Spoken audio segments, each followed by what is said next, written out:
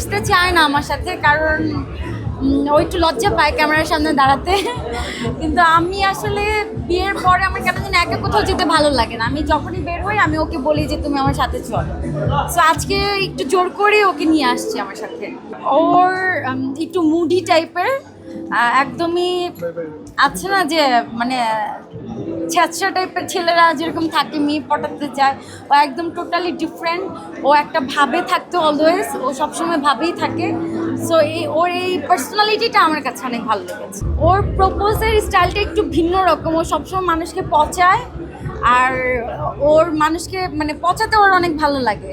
So একদিন পচাতে পচাতেই একদম মানে নিজের পছন্দের ভালো লাগার কথাটা বলেছিল, কিন্তু এটা রোমান্টিক ওয়েতে ছিল না।